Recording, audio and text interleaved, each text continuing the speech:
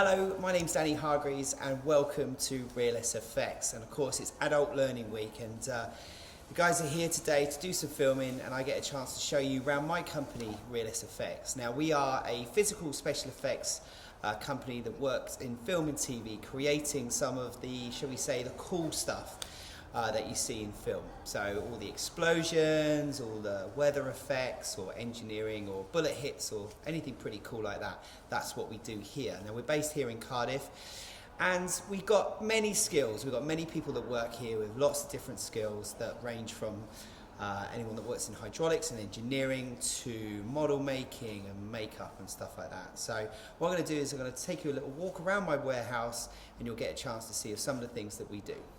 So this is it, this is Real SFX. We've only been here since lockdown really, to be honest.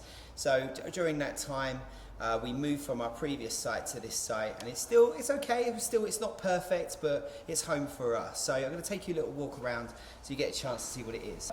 I want to show you some of the equipment that we use so that you get a good chance to show you some of the skills that we have here. So these are this is our section that we create. This is where we do all our explosions. So all of here are all my pressure vessels.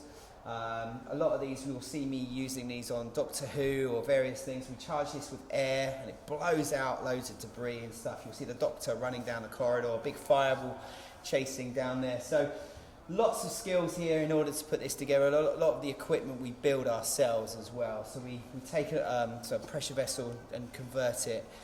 So a lot of engineering that goes into these things. We've got another piece of equipment down there that we call it a Harvey wall banger. It does exactly that and knocks walls down. So that's pretty much the kind of bits of equipment we have here. This is all our blood section here. This is where all our bullet hit stuff.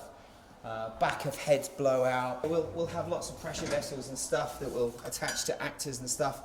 We'll fill these with bloods and blow their heads out. So yeah, lots of pneumatics, so a lot of pneumatic skills. So again, we have a lot of people that work here that have come, that are plumbers and stuff like that. And then, so a lot of these objects that we use to create these effects are quite recognisable for tradesmen particularly.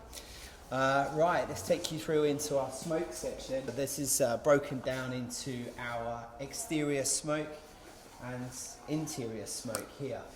Although this bad boy here is a high output smoke machine which is come over from the USA, and this thing is mega smoke. So again, lots of engineering there.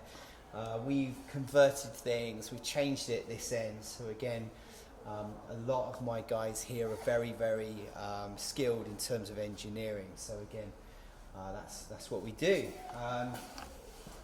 And then in here is all our fire section. A lot of the stuff that you see here is broken down into our on-set equipment. We've got containers out the back, much more, but again, fabrication, so steel fabrication, make lots of burners and stuff like that, lots of flame bars, because we like setting fire to things here at Real SFX, so that's pretty cool. And then I'll follow you around to here. This is all our wind section. Doesn't look very impressive at the moment because I'm doing one massive job which requires all of my snow kit and all of my wind kit. So this isn't what we just own. We own a lot more stuff, but it's all out at the moment, which is pretty cool.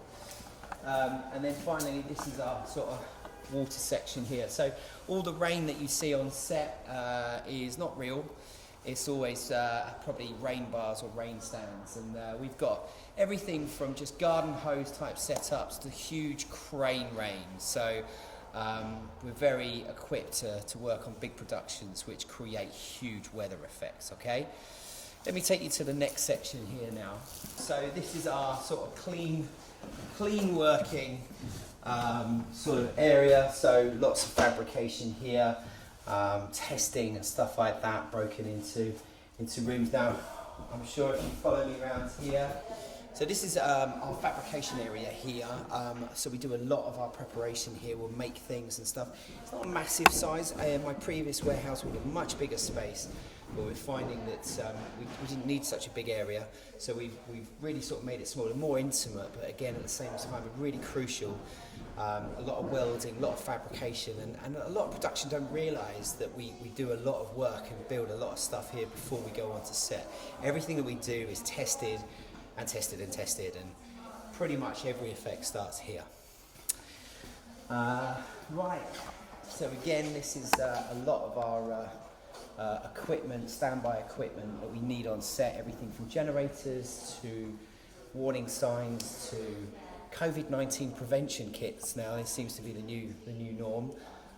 So we keep all this stuff here, as well as obviously our standby vehicles. It's important to get to location quickly. We're always the first in and last out, so we've got all the kit here. So again, I'm looking at some of the equipment that I've got here as well. Again, very engineering based.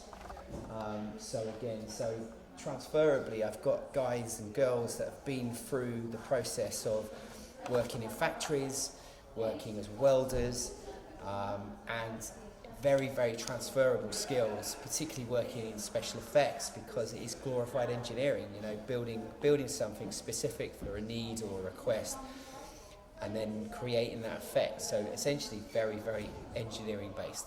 So as a business owner, and for somebody that's worked in the film industry now for nearly 25 years, it's a difficult discipline to get into, but at the same time there's so many transferable skills that someone probably wouldn't even know, particularly for us. As I mentioned earlier, there's engineering, there's model making, there's makeup and all these different things, and for me, as I said, as a business owner, I look for people that have already gained that experience or has those qualifications, because it shows to me that they've gone through that process and they're committed to finishing their education in that particular discipline. And even if they didn't follow through and go on that career path, what it shows me is that they're determined to finish something and finish it well. And for me as an employer, I like that. I like it when people have shown that commitment, and I just know that if I invest that commitment back, then I'll get a result. So for me, I think it's important that you still follow what you want to do for a passion. This is my passion. I don't have time to do a hobby, so my hobby is my work. So I get a chance to blow up stuff for a living, and I love it. So for me, I think if you find something that you truly love to do, just go out there and do it, and try and see if the skills that you've got can give you that head start. So go out there and try and get it. If you would like to change your story, search Working Wales to find out more.